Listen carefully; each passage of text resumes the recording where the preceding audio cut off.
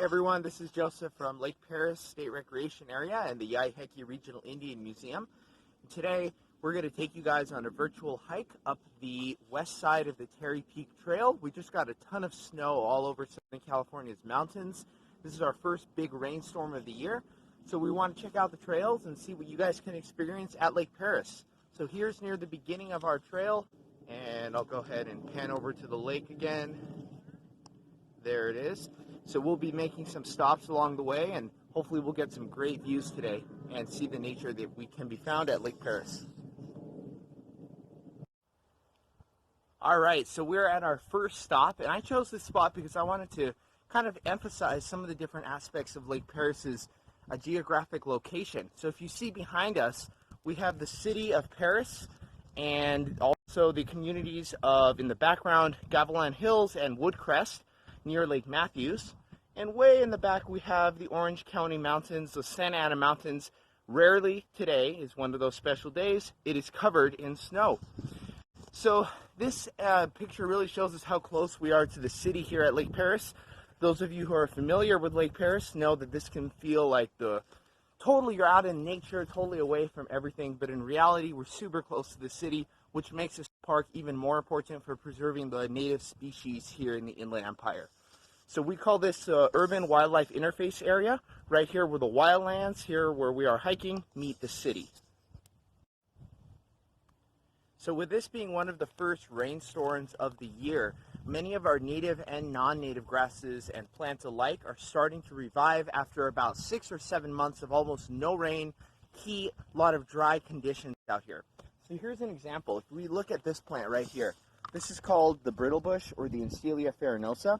We can see up close some of the leaves are kind of withered away. This is a reverse deciduous plant, which means it loses its leaves in the summertime. It's very dry, right? Well, some of them are doing a little better with these recent rains, as we can see over here. Between this rain that we just had and the ones a couple weeks ago, this brittle bush is already starting to make a comeback. And in a few months, all of these stems up here are going to be beautiful sunflowers. So as we look around at the habitat here, what we like to call the coastal sage scrub plant community, we can picture the kind of animals that are typically going to be living in this kind of environment. And they are mainly going to be animals that can also adapt to these cool, wet winters and hot, dry summers. So larger animals are going to be the mule deer, they're going to be bobcats, mountain lions, coyotes. Medium animals, skunks, raccoons, rattlesnakes, things like that. Smaller animals, ground squirrels, the endangered Stevens kangaroo rat. A lot of different animals here, very diverse amount of them here in the park. So if we just look around, we can kind of picture what each animal may look like in this habitat, and we'll go ahead and keep on moving. So we know through archaeological record that people have been living in the state of California for at least 10,000 years. And here in the Lake Perris area, the first peoples that we know of are the Cahuilla and the Luiseno people. Now, they have been here for around 2,000 years, and they would live in this area here at Lake Perris as seasonal hunters and gatherers. They would practice some kind of incipient farming, but for the most part, they were hunters and gatherers. And one of the habitations would look some things like this, rock shelters like this one behind me. These things here would kind of point out kind of temporary shelters where the Native Americans could live in this area, where they could gather their food, their supplies, and go back to other regions when it became more suitable for them in other times of the year.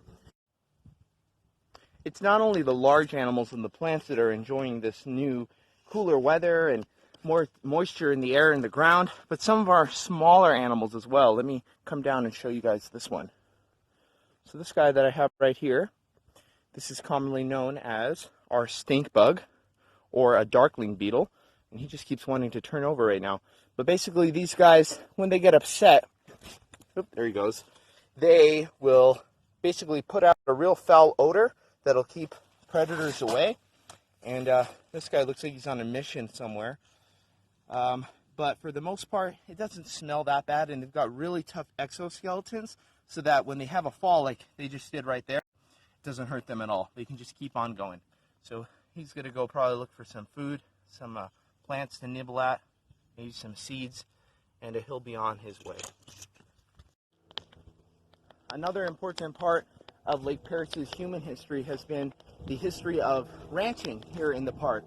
So during the Spanish and Mexican eras, much of Southern California and the Inland Empire were ranches for the missions and later land grant missions by the Mexican government to certain individuals who wanted to free range their cattle around these open areas. So if you can see around me, I have basically the city of Moreno Valley, cities of Riverside far in the back, right? Everything we have around us was originally part of cattle ranches from both Mission San Luis Rey down by Oceanside and Mission San Gabriel out towards Los Angeles.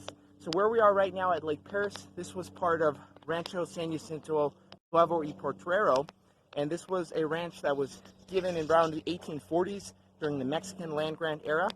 Basically, you'd have cattle that would be free ranging around these hills, San Jacinto, Jeme, Nuevo, just grazing out here. One of the other great chapters in Lake Perris's history was the Anza Expedition. So the Anza Expedition was basically a group of 200 men, women, and children who came from southern Mexico to San Francisco on foot during the year 1774 to 1775. So basically during the American Revolution on the other side of the country.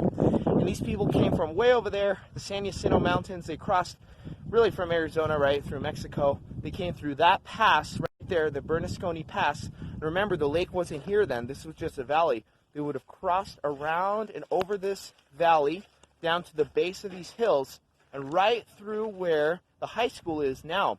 There's actually Anza Road, which commemorates the Anza travelers. And they would have gone a straight line right over March Reserve Air Base into Riverside, onto Mission San Gabriel, and up the coast, today Highway 101, to establish the first city of San Francisco. So time for a random Lake Perris fun fact. So during the 1940s, the United States was fighting the Second World War in both Europe and in Japan. And so what did Lake Perris have to do with that? Well, we're right here next to March Air Reserve Base, which you can see down beneath me, the C-17s and C-130s out on the tarmac. Here on Terri Peak, we actually had a role in that as well. We were a communication center, so we had a radio dispatch up here, some lights for incoming planes, and you can still see the remnants of those here on the ground. So right here we've got some metal bolting, some concrete bolting. If I walk over here, we can see some things that help keep this structure down into the ground. This metal right here. If we just look around on the summit of Terri Peak, the rain really has helped to clear away all the dust and debris. We can see some more on this side. Right there, right? And this was really the base of the foundations for some communication centers for the plane. Right, guys? So we made it to the top of Terri Peak. This is the second highest point in the park, and let's take a look around. So there we got the Lake Perris Dam way down there.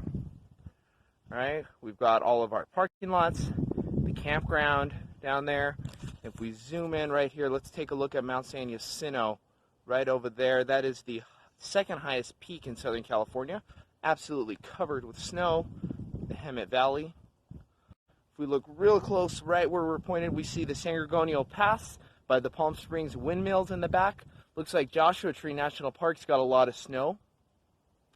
And we'll pan over right here to Mount Russell in the foreground, and in the background, San Gorgonio Mountain, San Bernardino Ridge, the highest peaks in Southern California, 11,000 feet. It's absolutely covered with snow as well.